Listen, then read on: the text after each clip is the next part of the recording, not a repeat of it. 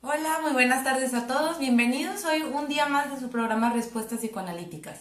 Respuestas Psicoanalíticas es un programa de psicología y psicoanálisis que tiene como interés poder ir resolviendo las dudas que pueden estar haciéndose ustedes en sus casas respecto a su familia, a su persona, a su pareja, a sus hijos, a su trabajo incluso, y que en algún momento quisieran que algún profesional de la salud mental se las pueda ir respondiendo. Justamente para eso tenemos este programa. La idea es que usted pueda sentirse en la confianza de ir haciendo sus preguntas y que estas preguntas sean respondidas por alguno de los profesionales de la salud mental que conforma el equipo de respuestas psicoanalíticas.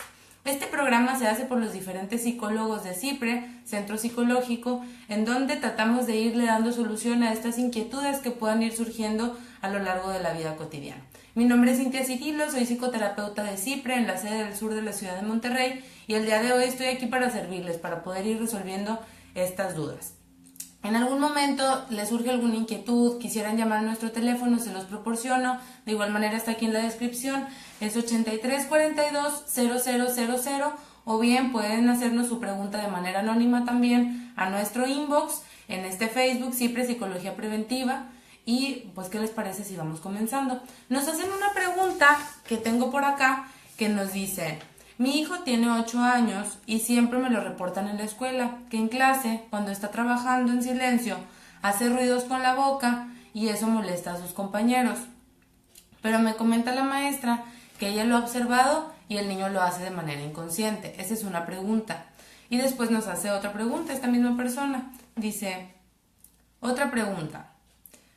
Este niño corre en un espacio pequeño de un lugar a otro y haciendo ruidos ya sea de tren o platicando y contestándose solo. ¿Pudieran ayudarme?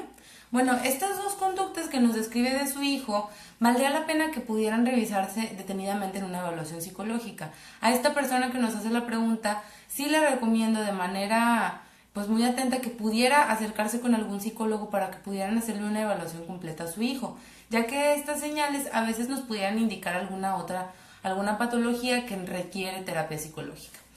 Los primeros ruidos que nos describe pudieran indicarnos a veces alguna cuestión de ansiedad o pudieran indicarnos que esta conducta de manera repetitiva está siendo, por ejemplo, como una especie de tic, ¿no?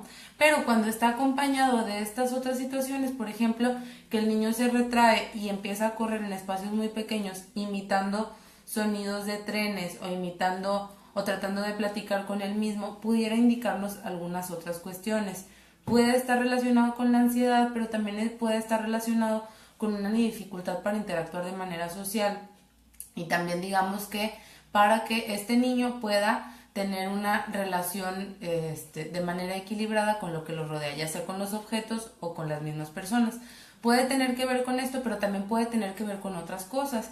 Por eso yo le recomendaría a esta persona que si pudiera acercarse con algún psicólogo y de manera precisa pudiera platicarle la situación completa que está viviendo su hijo, si a lo mejor estas son las cosas más alarmantes, pero pueden haber otras que no sean tan alarmantes, pero también a usted le puedan ir llamando la atención y de manera ahora sí que profesional le puedan ir atendiendo a estas dudas, que puede ser muy angustiante como padres y como maestros poder ver que están estas situaciones y también muy posiblemente si usted le dice a su hijo, oye, ya no haga ruidos o ya no estés haciendo esto que molesta a tus compañeros, posiblemente su hijo no va a poder detenerse porque, como decía en un momento, esto lo hace de manera inconsciente, es decir, que no lo hace de manera voluntaria.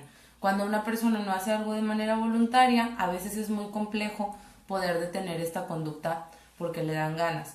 Por ejemplo, a veces puede ser, más bien, es muy recurrente que cuando encontramos este tipo de conductas como padres o como cuidadores nos pone nerviosos y regañamos al niño que lo está haciendo, ¿no? En muchas ocasiones eso es contraproducente, ya que esto provoca todavía más ansiedad en el niño, ya que no puede detener lo que está haciendo y pudiera incluso aumentar este tipo de conductas repetitivas que está viviendo.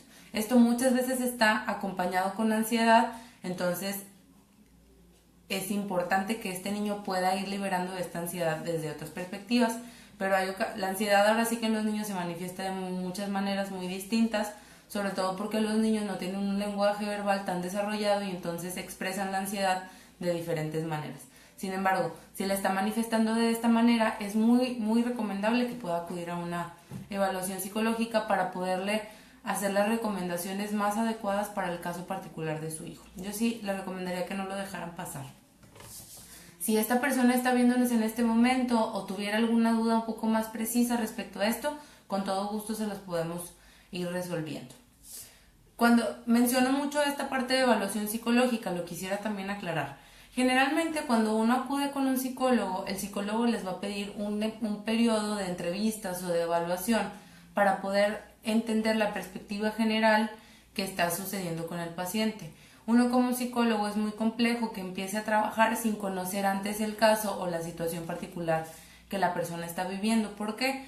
Porque cada persona requiere un tratamiento y digamos que elementos específicos para tratarse, y si nosotros empezáramos con un tratamiento previo a hacer una evaluación, muy posiblemente estuviéramos dando un tratamiento ahora sí que no adecuado por la premura de necesitar tratarlo. No quiere decir que en todos los casos uno tenga que hacer una evaluación completa y no se trabaja absolutamente nada durante la evaluación, al contrario. En muchas ocasiones en esta misma evaluación ya se empiezan a trabajar algunas cosas.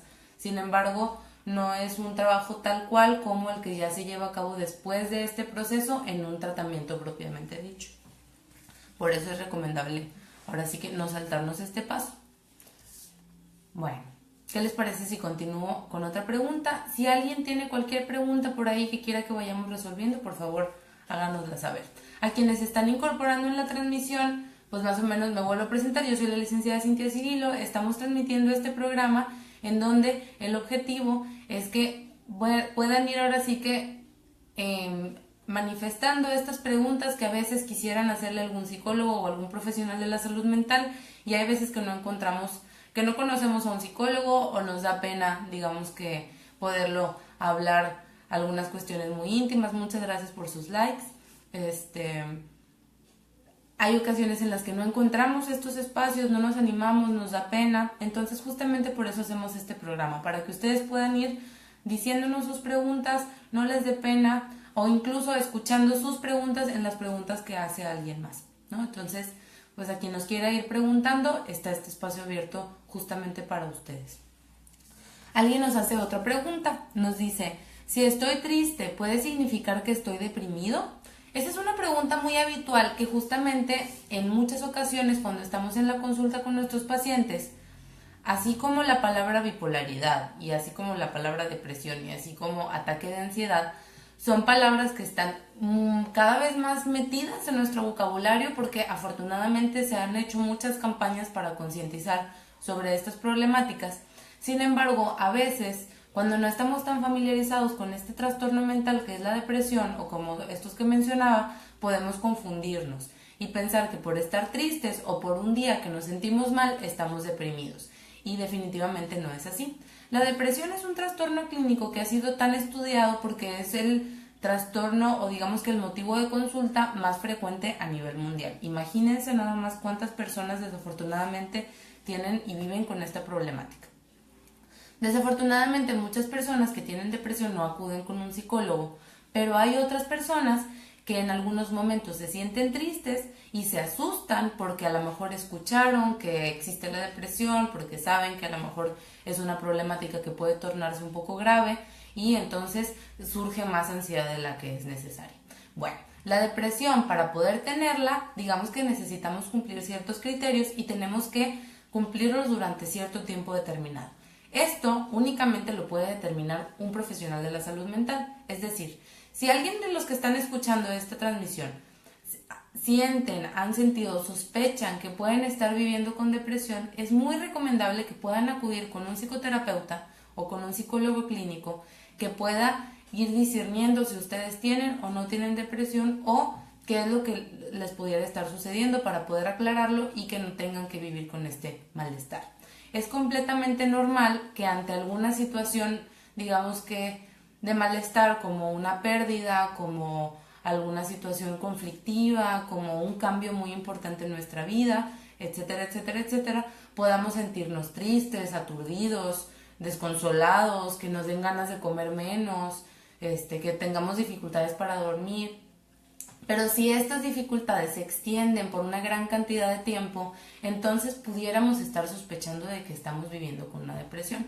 Es decir, que si la mayoría del tiempo nos estamos sintiendo mal y ya pasaron varias semanas y todavía no se nos quita y ya intentamos hacer algunas cosas, ya platicamos lo que nos sucedió o incluso no podemos platicar lo que nos sucedió, lo más recomendable es que sí pudiéramos acudir con un profesional para poder, digamos que, discernir si esto que nos está tratando ya se está volviendo algo patológico o si es parte del curso natural de este evento difícil. Hay ocasiones en las que vienen muchos eventos complicados y eso nos hace muy complejo poderlos ir digiriendo, y hay ocasiones en que también en esos momentos es muy recomendable poder acudir con un profesional de la salud mental para, digamos, que irlo discerniendo. Yo en ocasiones les he hablado de que hay veces que los conflictos son como una cadenita de metal muy delgadita que se hace nudo, y en ocasiones esta cadenita de metal, no sé si a alguien le ha tocado, que uno ve estas cadenitas todas enredadas o unos estambres todos enredados y ya no lo queremos tocar, ¿no? Hay personas que sí les gustan deshacer nudos, entonces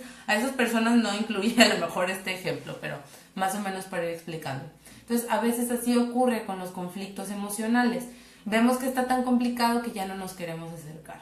Pero justamente un psicólogo o un psicoterapeuta lo que nos puede ayudar a decir, desenredando estos cordoncitos y encontrar a lo mejor la vía que sea más adecuada para nosotros sin necesidad de hacernos más daño. Entonces, no necesariamente el que nos sintamos tristes tiene que ver que estemos deprimidos, sin embargo la tristeza sí es una característica de la depresión.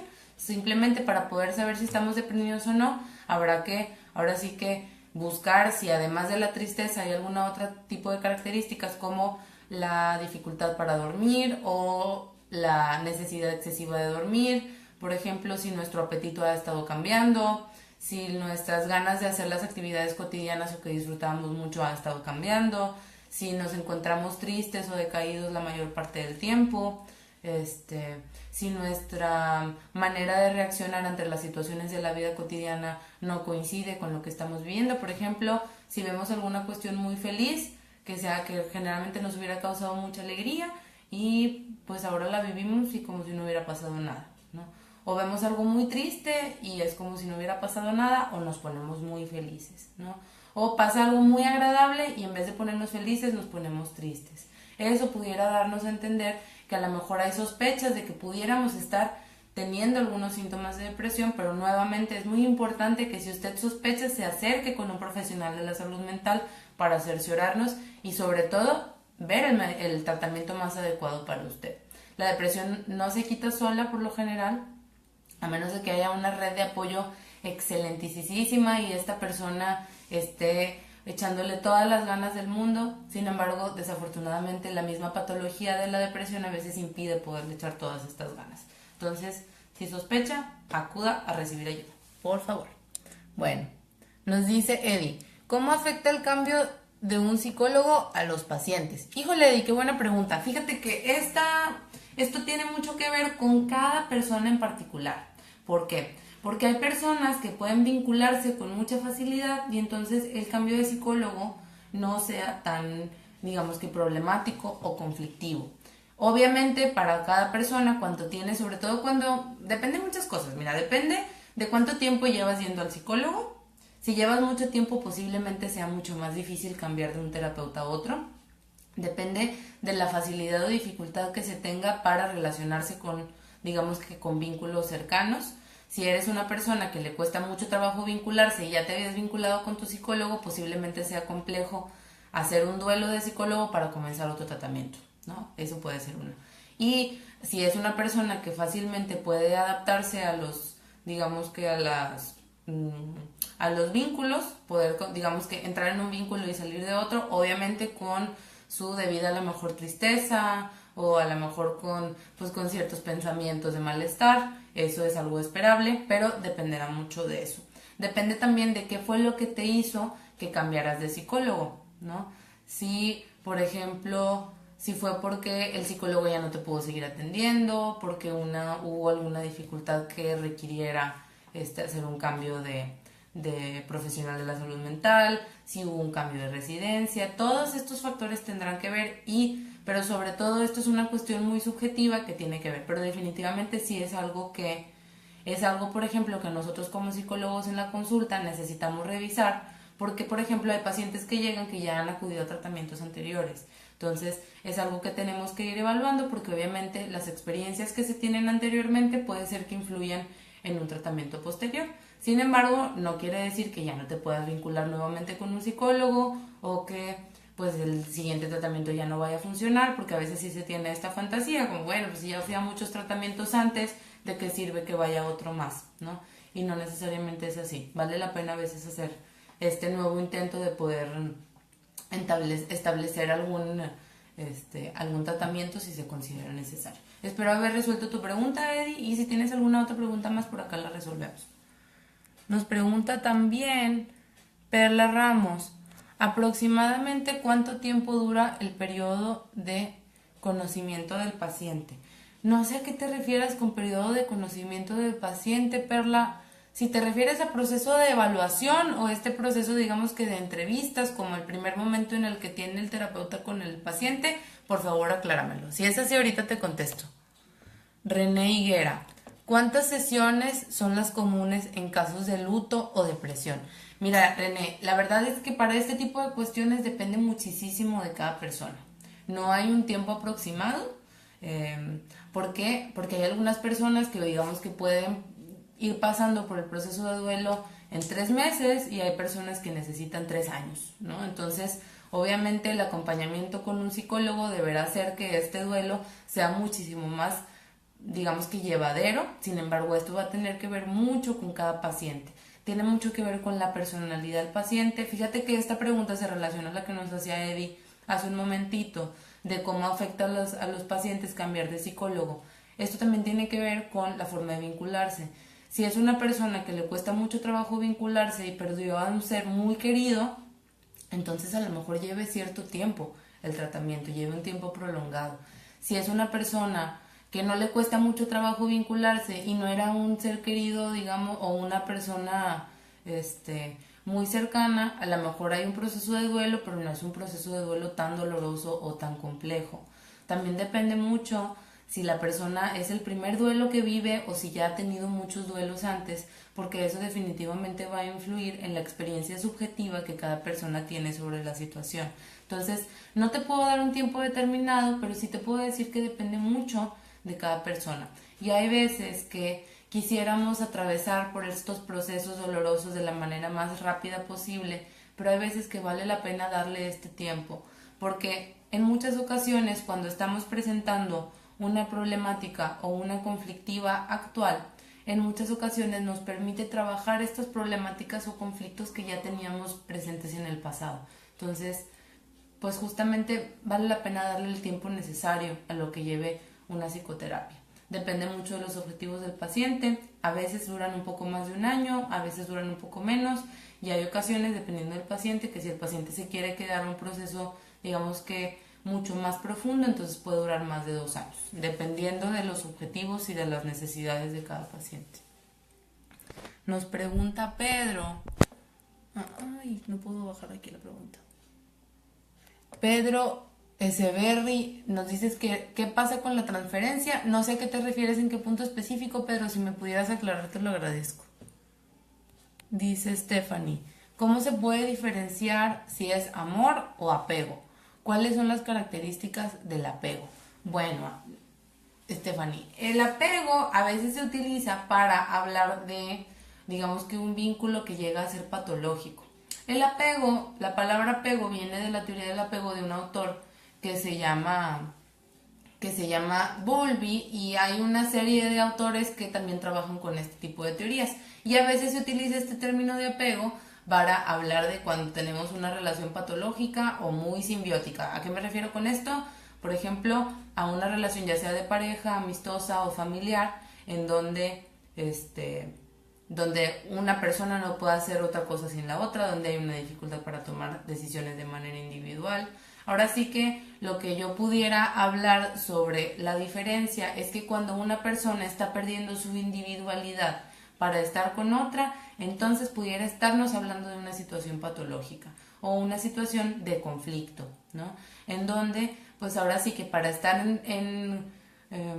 interrelacionados con otras personas o con otros seres humanos, requerimos tener cierto contacto social y cierto intercambio, pero nunca dejar de ser individuos, definitivamente, porque si dejamos de ser individuos nos puede cobrar factura en otras áreas de la vida o en otras relaciones incluso interpersonales. Entonces, si estamos viendo que se está perdiendo la individualidad, ¿cómo la podemos ver? Cuando nos cuesta mucho trabajo tomar decisiones de manera individual, cuando nuestras cuestiones personales se encuentran mezcladas, por ejemplo, nuestra economía, cuando se encuentran mezcladas a lo mejor algunas cuestiones de manera laboral.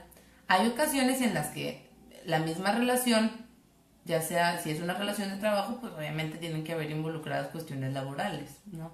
Pero cuando ya se está perdiendo la individualidad, por ejemplo, cuando ya no hay mucha posibilidad de decisión de la propia persona sobre lo que está haciendo, o incluso algo que nos puede detonar saber si estamos viviendo una relación patológica, puede tener que ver con si hay cierta culpa de qué es lo que vaya a pasar si yo tomo una decisión para mí, que es a lo mejor si yo voy a lastimar a la otra persona, si yo tomo decisiones sobre mi vida, y entonces me abstengo de tomar decisiones o me abstengo de correr ciertas, de a lo mejor de alcanzar ciertas metas o a lo mejor de elegir ciertos puestos en el trabajo o de poder salir con mis amigos o poder salir con otros amigos en caso de estar hablando de una relación amistosa o incluso de tener pareja. Cuestiones de ese tipo, entonces nos pudiera estar hablando de una situación patológica. Nos dices, Pedro, en el cambio de psicólogo, que qué tendría que ver la transferencia. Justamente la transferencia, pues la transferencia es una palabra compleja que utilizamos los psicólogos para referirnos a, digamos que, ¿cómo lo pondré en palabras sencillas?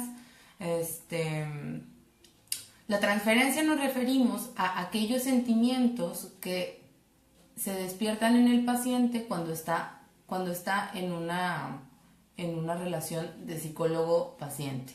Por ejemplo, pueden despertarse diferentes sentimientos y la transferencia siempre está presente, ¿no? A lo mejor a veces de manera muy sutil o a veces de manera muy compleja. Puede presentarse, por ejemplo, con sentimientos de agrado hacia el terapeuta, con sentimientos de desagrado, de rechazo, de reto, de enojo. Pueden venir a la mente como similitudes con algunas figuras importantes de la vida. Y esos sentimientos que se van evocando son muy importantes para que la psicoterapia pueda cobrar efecto. Sin embargo, esto es muy importante lo que menciona Pedro, porque hay ocasiones en que esta transferencia, como mencionaba al principio de la pregunta, esta pregunta recalcándolo tiene que ver con qué pasa o cómo afecta un cambio de terapeuta y cómo afecta la transferencia en un cambio de terapeuta. Claro que sí. Entonces, esta transferencia o estos sentimientos que se van a vivir en torno al espacio psicológico van a tener que ver mucho con la personalidad de cada persona y de las experiencias de vida anteriores. Entonces, si es una persona nuevamente que le cuesta mucho trabajo hacer vínculos o que tiene mucha facilidad para hacer vínculos o que ha depositado cosas muy importantes en este espacio terapéutico y de pronto algo sucede que hay que cambiar de terapeuta, pues definitivamente van a ser cosas que se van a sentir, que se tienen que hablar y que pues pueden afectar en un tratamiento posterior. Con afectar me quiero referir a que se tienen que hablar y a que se tienen que tomar en cuenta, no necesariamente que sea contraproducente para el siguiente tratamiento. ¿Por qué lo digo? El terapeuta tendrá ahora sí que la tarea de poder ir indagando qué fueron los sentimientos que se despertaron en este cambio de terapeuta, para que justamente puedan favorecer a que se dé un tratamiento posterior y poder ir aliviando este dolor de ese vínculo, pero también de a lo mejor de rupturas vinculares anteriores. Ok, Stephanie, me da mucha pena, pero el día de hoy no te voy a poder contestar a tu pregunta. ¿Qué prefieres? ¿Que te la responda por inbox o que te la respondan el próximo martes? Aquí te espero a que me contestes. El próximo martes transmite la licenciada Cristina Kennington y el licenciado Diego García. Aquí leo tu respuesta y si no me respondes nada, te la respondemos el próximo martes. Pues finalmente les agradezco mucho a quienes nos estuvieron viendo el día de hoy. Generalmente yo transmito por las mañanas, pero el día de hoy no lo pude hacer, entonces les transmito las respuestas psicoanalíticas hoy por la tarde. Muchísimas gracias a quienes estuvieron aquí, me dio mucho gusto saludarlos y fueron muy interesantes sus preguntas. Espero que nos podamos encontrar el próximo viernes y los invito a que vean las siguientes transmisiones de nuestro programa Respuestas Psicoanalíticas que transmitimos de martes a viernes. Muchas gracias nuevamente, muchas gracias por sus likes y los esperamos en las siguientes transmisiones.